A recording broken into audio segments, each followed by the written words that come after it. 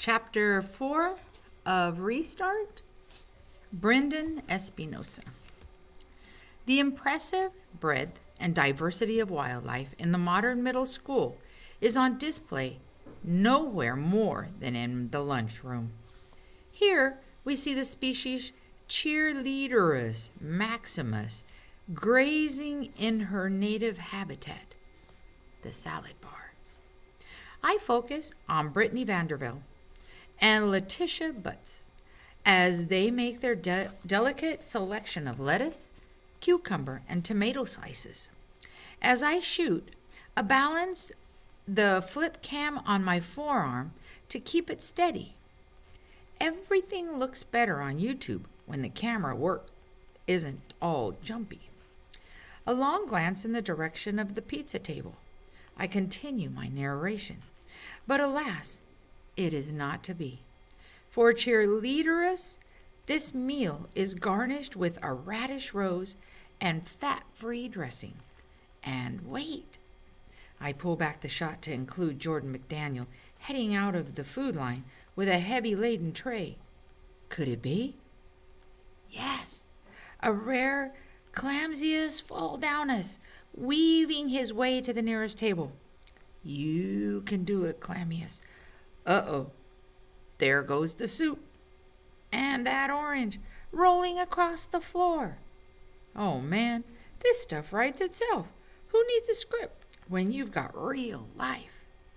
And now we leave the relative safety of the food line and venture into the lion's den. I go on panning over to the corner table where Aaron Hakimian,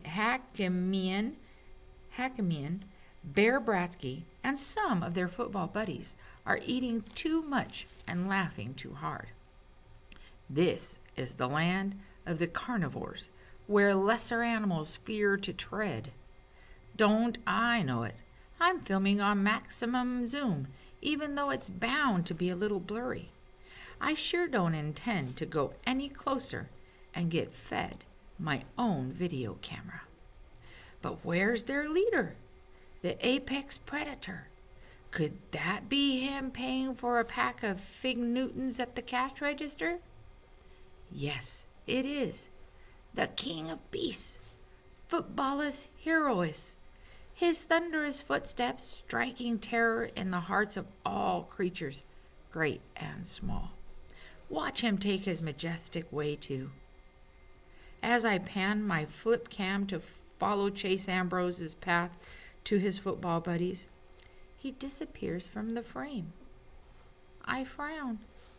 He's not going over there. He's headed to somewhere else. I get him back into the shot and struggle to continue my voice over.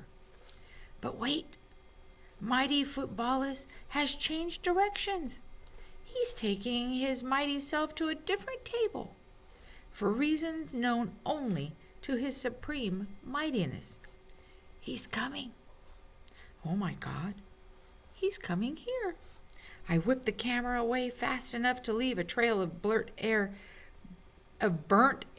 hanging in the cafeteria. He's right opposite me, larger than life, holding his tray over my table.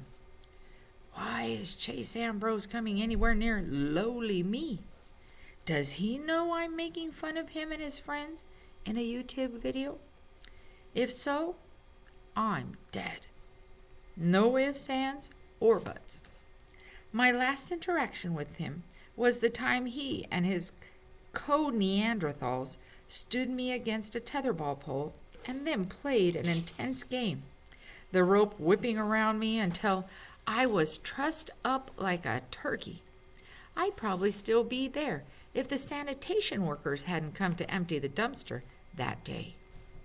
Actually, I'm lucky I wasn't in the dumpster. Those jerks bullied Joel Weber so badly that his folks finally sent him to a boarding school. Is anyone sitting here? Chase asks. I glance up, expecting to get a face full of something. He's standing there, looking like he's never laid eyes on me before. My mind screams, "Red alert! Red alert!" But aloud, I say, "Help yourself."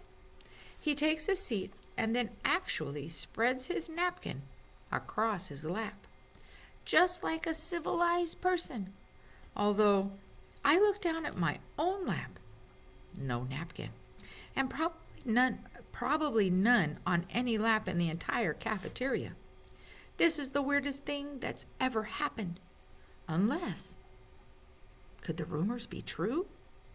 It was the biggest news in town that the great Chase Ambrose fell off his roof and landed on his head this summer. You can still see the cuts and scrapes on his face and his arms in a sling.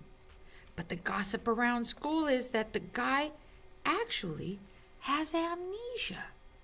He doesn't remember anything from before the accident. I thought it was just a rumor. But what other explanation could there be for why he's sitting here with me instead of with his football friends and acting like a human being, no less? My video on hold. I turn back to eating. And let me tell you, that's not easy when you're sitting across from the apex predator, amnesia or not. I read that some amnesia is temporary. If it all comes back to him, I could have my entire egg salad sandwich shoved up my nose just for daring to be near him. Then I notice that he's struggling to saw away at a barbecued chicken breast. The dull plastic utensils don't make it easy, especially with one arm immobilized against his chest. He's really working hard at it. Beads of sweat stand out on his brow. I speak the craziest, most foolhardy words that have ever come out of my mouth. You need help with that? No, thanks. He keeps on sawing, getting nowhere, his frustration growing. I still can't explain why I do it. I get up, loop around the long table, and approach Chase from behind. It's easier when both arms work. He battles a moment longer and then gives in with a sigh. Maybe I could use a hand. So there I am in the middle of the cafeteria, hunched over the apex predator, cutting up his chicken. At one point, Shoshana Weber passes by and shoots me a look that perfectly combines shock, amazement, and disapproval.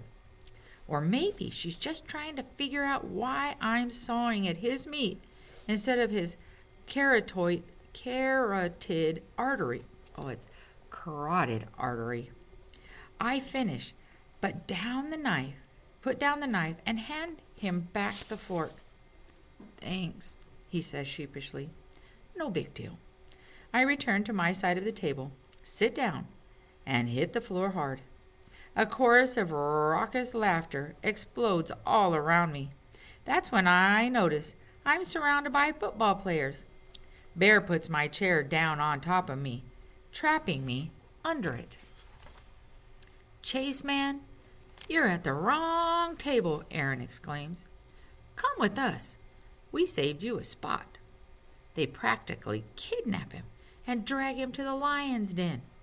A few seconds later, the chair is lifted off of me, and somebody hauls me to my feet. Chase. Sorry, he says, looking uncomfortable. Come on, man. Over here. Comes a volley of shouts. He hesitates. They're your teammates and your best friends, I tell him, because maybe he doesn't remember. Right. If I didn't know better, I'd think he wasn't that thrilled with the idea. Back in my seat, I take out my camera and realize that the video has been running the whole time. There's no picture, obviously, but the audio is all there. I might listen to it later, just to prove to myself that I've had a close encounter with Chase Ambrose and lived to tell the tale.